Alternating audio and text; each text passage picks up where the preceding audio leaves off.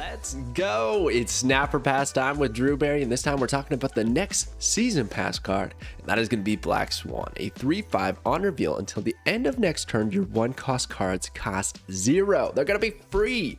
Dude, this card looks legit. I think it's going to be very strong, but here's an interesting little bit of information we just received. Glenn actually answered a question asking about the stat line, because the stat line changed. It's a 3/5 now, when it was previously datamined to be a 2/3. Seems like a little bit of a buff going from a normal stat line to a premium stat line. And Glenn went ahead and said their early testing showed that she needed a buff because she was performing a little under how they like, a little bit weak.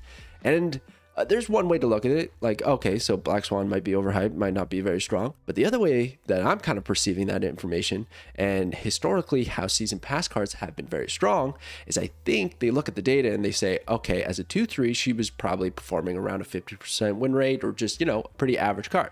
Well, we want the season pass card to be strong. They're typically at the helm of a month to kind of guide it and be like that popular card that everyone can pick up just by getting the season pass, which returns good value. So we want it to be a little bit stronger than just your average card. That's where I feel she ended up with the stat boost. It also might mean she might get a stat reduction in the future, which is kind of just a weird place to be when there's new cards. Honestly, I just never know with so many changes that are happening all the time. Regardless, this is what we got when she drops, and I've got deck lists, mechanics. I've got a full list of one-cost cards to give you an idea when you're deck building, theory crafting, all that stuff, which one cost maybe will work best in your decks. And then on the left there, it's just the season pass cosmetics, right? So there's no season spotlight cache to open up. I'm going to have another video for Snapper Pass, and it's going to be super giant because it's releasing on the same week. They're continuing with this 2 cards per week on the first week of every month, which is kind of neat. I think it's fun. But yeah, those are cosmetics. They look pretty awesome. That's the Fiona Hesh Death, which looks so good. And then the Black Swan and Ebony Ma, I believe, are in Hyuk Lee, which is pretty awesome as well. Really good cosmetics. Very excited about this card. I think it has a lot of potential. But let's first look at all of the combo cards that are available. All those one-cost cards in Marvel Snap. There might be some you didn't even think of. Bam, here we go. So here's all your little swan buddies, right? A full list of one-cost cards in Marvel Snap that are going to synergize with Black Swan. These are based one-cost cards that exist in Marvel Snap, and it's not excluding just like tokens and stuff, because think about it. You could draw a rock, and with Black Swan, you can make that rock cost 0. I mean, it's only going to have 0 power, but at least you can dish it out of your hand or do something with it. So rocks qualify. Squirrels, if you happen to bounce them into your hand or something like that with Falcon, they're going to qualify. The Infinity Stones are a great synergy. Don't worry, not sleeping on that. We have a deck later. And then Demon even, right? So not only could the Hood be cheap and thrown out for free, but then also the Demon if you want to, you know, just play the Hood on curve and then play Black Swan later. So that Demon is a 0/6. That's incredible synergy in my opinion. But then once you start to look in this list, okay, you're going to start to notice there's a couple cards and a few archetypes that work really well together that all of a sudden could start to build out a deck with Black Swan in it.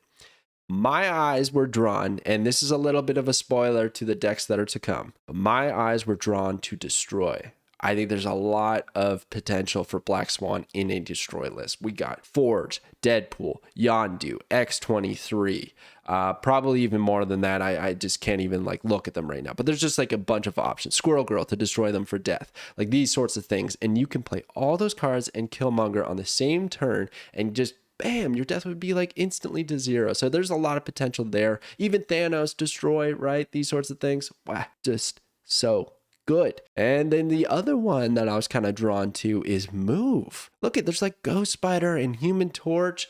You can even throw in Forge if you want to do a multiple man thing with Nico and stuff like this. So I thought Move has some potential here as well. Iron Fist being another great option. So anyways, use that list for your theory crafts before this comes out, and maybe try to look for like a couple card combos that are going to work really well with Black Swan.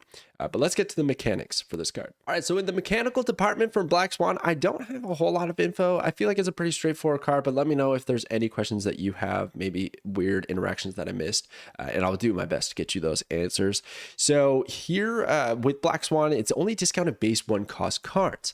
I'm making an emphasis on this because there's a lot of cards that can end end up looking like 1 cost cards in your hand, but they don't actually have a base cost of 1. So I'm thinking of cards like Miles Morales, Stature, those cards that have a little mini quest once it's achieved. Their cost is reduced to 1, but it's not actually reflective of their base cost, which is still, like for Miles Morales, it's still 4. Another example is if you have an ongoing ability on the board that is actively reducing the cost of your cards in your hand to 1. So that could be something like Ravonna, or more notably Sarah, right? So all of a sudden they look like they're 1 because of the cost reduction, but that is not actually going to stack with Black Swan. But an interesting way to use Black Swan is if your cards have had cost increases. Now, this isn't going to work for everything. I imagine something like Dream Dimension is still going to override Black Swan's decrease. So you would essentially play Black Swan on turn 4. On turn 5, Dream Dimension makes your hand cost 1 more. So the way I perceive this is Black Swan would activate, making your cards cost 0, and then Dream Dimension is going to override and go to 1. But where Black Swan can have the advantage is if you were hit with Iceman early and hit your 1 cost card, well, you're going to be safe because Black Swan's going to bring it down to 0, even if it's at 2 or 3 or whatever, because the base cost of that card is 1. And just a few extra points to kind of add to this is like if a card is bounced back to your hand, it's going to cost 1 again. It's a one-time reduction. So when you played the card, it was free, which is great, but it's still a 1 cost card. So it's going to bounce back as a 1 cost card. It's the same when it's on the board. Very vulnerable to Killmonger. Because you played it for free doesn't mean it can dodge Killmonger. It's still got that base cost of 1. I know I'm kind of saying that a bunch, but that's how I see a lot of the interactions playing out with this card. And then lastly, using Wong to double Black Swan's on reveal is not going to give you 2 turns of playing these cards for free. It's the next turn. It says specifically the next turn. So it's just doing nothing. I don't see that being very valuable. You could use possibly Absorbing Man to use her effect, or Odin in the on the turn after, or something like that. If you really wanted 2 turns of 0 costing 1s, but don't see a lot of synergy or reason to kind of heavily invest in that game plan. Some of the pros with this card is that Energy Cheat always finds a way. Always finds a way, man. Even a card like Ravonna that a lot of people thought wasn't very good on its release did get buffed to being from a 3/3 to a 2/3. But yeah, it's a pretty good card. Ravonna has found ways in some meta decks.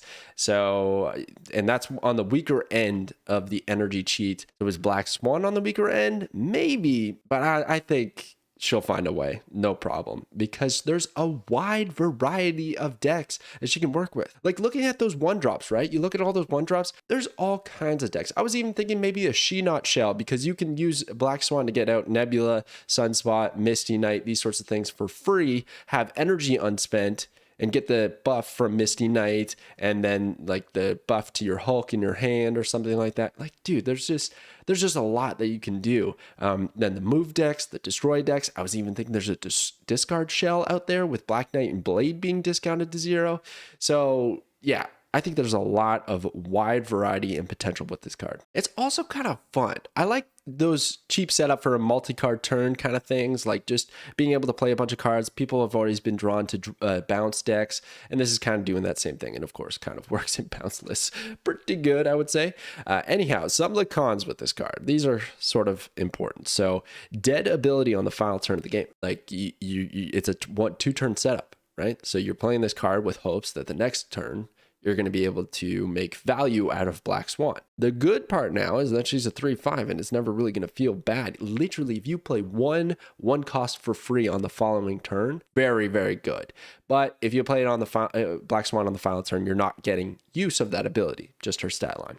And very reliant on drawing those supporting 1-cost cards. That's her whole MO. Like, again, stat line good, but we want to draw a couple of those 1-costs. If you don't, awkward draws, maybe not at the right time, might feel bad, but probably gonna still be okay. I was stretching it with trying to find some negatives for this.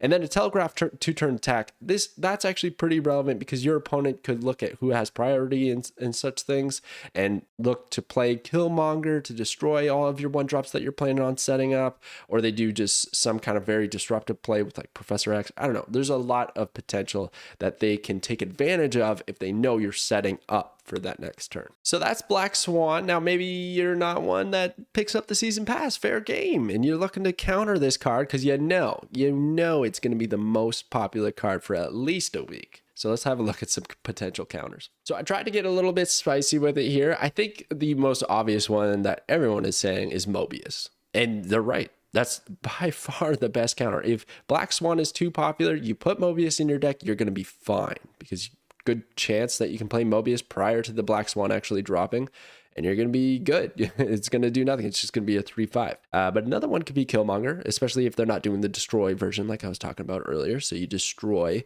all the 1 costs that they cheated out, which can be certainly nice. Or Cosmo to stop the on reveal, so they don't even get that next turn set up, so their hand gets a little bit clunkier than they expected. Or even worse is Sandman. You play Sandman, doesn't matter if they cost 0. You can only play 1 card per turn. That's heavily disruptive. I would put Sandman and Mobius as the top 2 counters for Black Swan. But then if I was to go a little bit further, I would say Man-Thing's a pretty good one, because they're 1 cost. She's a 3 cost. So literally everything about this card that is being played gets affected by the negative power from Man-Thing. So that's pretty sweet. And then lastly, Dr. Octopus. Kind of wild. But basically my thinking here with Dr. Octopus is if you pull out the 1 cost cards, I imagine a lot of people are going to want to do this, right? They're going to want to play Black Swan on turn 5 so that turn 6 they can hit Monkey and a bunch of other cards.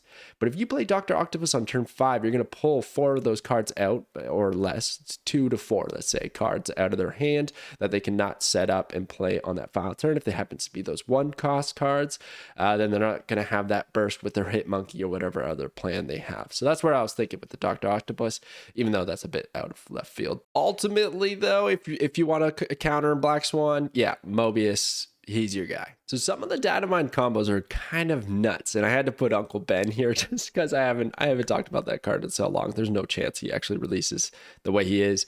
But nonetheless, one of the more interesting ones is in March, Pixie is coming out. She's a 1/3 on reveal, shuffle the cost of all cards in your deck. Not only is this amazing as just a premium stat line 1-drop that you can get discounted to 0 with Black Swan, but also her ability is crazy. Because if you have a bunch of 1-cost cards in your deck and you end up drawing them and now they're reading as like 6 costs or anything like that, well, you can use Black Swan to override that cost increase. So now they're just going to be 0 to, like, let's say it's Korg. You draw Korg, he's looking like a 6/2. It's like, oh no, what have you done, Pixie? No, it's fine, because you play Black Swan, and now he's going to go from 6/2 to 0/2, and it's all good. And then hopefully we draw some of those 6 cost cards that we were running in our deck that got discounted to like 4, 5, 1, 2, whatever. So yeah, I could see that being really fun, really good if Pixie stays the same. Time will tell. And then Uncle Ben here, 1/2, when this card is destroyed, add Spider-Man to your hand. Like I was saying, I think there's a lot of destroy synergy with Black Swan, so maybe we want to throw out Uncle Ben there if we want a Spidey in our hands. I don't know why we would want that, but hey, there you go. That'd be cool. Yeah, man, when's Uncle Ben joining Marvel Snap? Geez, the flavor on the card is so good. The ability probably trash, but the flavor, hilarious. Here are the deck lists that I have brewed up for you here today. Now, I just want to go ahead and say, I don't have a Hit Monkey Bounce burst list. I think there's so many other creators that are going to be doing this and showcasing it and whatnot that I thought you guys will find it. It's a pretty obvious combo. So I'm just not really going to make a deck quite like that. Instead, I tried to go a few different directions. So key synergies being Beast, Hit Monkey, Deadpool, Ghost Spider, Thanos probably being one of the better ones. Hit Monkey, very good as well. All those 1-cost cards that I was showing you earlier. But I actually want to start with this deck right here, the Dark Order. So it's a destroy list, but I'm putting in Thanos. So we have a bunch of Infinity Stones that we can destroy and discount with Black Swan. I love the potential of reloading here. Sometimes what happens when you're running these destroy lists is that you draw, like, I don't know, you draw all the stuff that wants to be destroyed, but not the cards that destroy. Or you destroy all the cards that destroy, but not the cards that want to be destroyed. And it gets a bit annoying. Then you also don't draw your payoffs. Well, here, we're just going to cycle the stones like crazy. And honestly, if we can use Black Swan, discount like 2 or 3 of these Infinity Stones, play them all, and on top of that, a Killmonger, Carnage, Deathlock, or Venom, one of those options to destroy them in the same turn, we reload our hand, we trigger destroys for null and death, and we just keep cycling. It just seems unreal.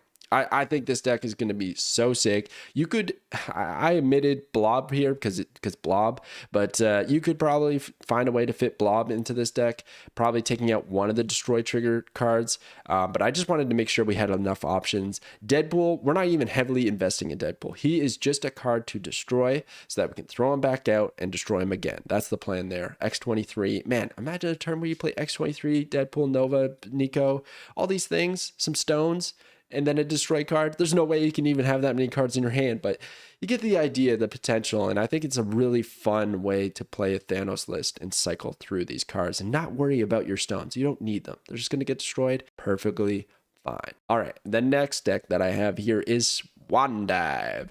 So this is a move deck with a little bit of bounce. I really love the potential of this list. I'm excited about this one. With Black Swan, we can discount Ghost Spider, Iron Fist, Torch, and Forge. You could straight up use Forge onto Torch to buff him up, get that 4 power, and then Ghost Spider all in the same turn. You got Craven out there, or maybe we do all of that and then you beast and you take back the Torch with the Ghost Spider or whatever else, and then you do it again. Oh my gosh, guys, it's going to be so good. Or maybe we just make all the 1 cost 0 so that you have to use them with Vulture, right? To move them around, Iron Fist into Vulture and then Ghost Spider or something like that. Like there's a lot of potential out here, I think. It's cheap, nice cheap deck so that really we're just playing as much cards as possible because I find move works best in combos all the way up until that turn 6 where we play Heimdall. And even then, maybe you want to take out Heimdall for something like something else, something a little more combo centric. You do you, but I think Heimdall's in a good spot now. 9 power, and he's gonna move all these things over. He moves like 2 cards. Boom, good value. So yeah, I have really high hopes, to be honest, with destroy and move for Black Swan. I think that's where I'm being drawn to start off with this card. But also one of my favorite archetypes in the game is junk decks. So here I have junk food, basically because we're ordering up some junk for our opponents. And what we got is the Hood, Nebula, and Selene as our 1 cost cards. Now this is a better example of a deck that doesn't need a lot of 1 cost cards to work with Black Swan. We're not looking at filling it up with 6+ cards. Like that's maybe going to make the deck too weak. Instead, a couple of focus cards. We get Selene out there to give the negative power to our goblins, which is pretty nice. And we have Ravonna to discount the goblins to get them thrown out there a little bit faster. The Hood and the Demon serve as good examples of using with Black Swan. I actually like just playing the Hood on turn 1. Hopefully later down the line, we can use a Nihilist to throw it over. But then later on, let's say like turn 5, well, I guess at this point, if I'm playing a Nihilist, I can't. But the idea being, potentially, what we could do, or even here's a line. Or you know what? Here's a line, okay? So what you do is you Black Swan on 4. And then on turn 5, you play Professor X with Demon. That's a 7 power X play. That just seems so good to me. I really like the prospect of this. You can use Daredevil so you can see where your Professor X needs to go, where your Hobgoblin needs to go, or if you want to use a Nihilist at any given moment, and then Alioth has that finisher. And you could even use Black Swan to discount cards. Like on turn 5, you play Black Swan so that when you play Alioth, you can also play some other 1-drop cards like that Demon, Nebula, or Selene to add more power because Alioth is kind of lacking. So yeah, I think it's just... maybe that's not the best home. Maybe you end up cutting Black Swan for Viper, right? In that kind of deck list, perfectly fine. But I'm just trying to showcase how you can kind of plug and play this card into a lot of potential deck lists, and it'll do just fine. I am sure of it. So what is the verdict? Snap or pass? No hesitation. This card is a snap. I think it's going to be very, very strong. It does have some prominent encounters, but I just, you know, you're holding on to a stat line like this with an upside ability. You're going to have a good time. It's going to find a way to work. So I have full confidence that Black Swan will. So let me know in the comments below if you're going to pick up the season pass for February, if you're excited about this season and the theme and the flavor. The next Snapper Pass video, which I'm going to try and get out in the next couple days before all these cards drop, is going to be Super Giant. And that one, you're going to want to stay tuned and subscribe to the channel for, because when I talk about Super Giant, I got some things to say. It's going to be interesting. Stay tuned, okay? So anyways, thank you so much for watching this video, and I will catch you guys next time.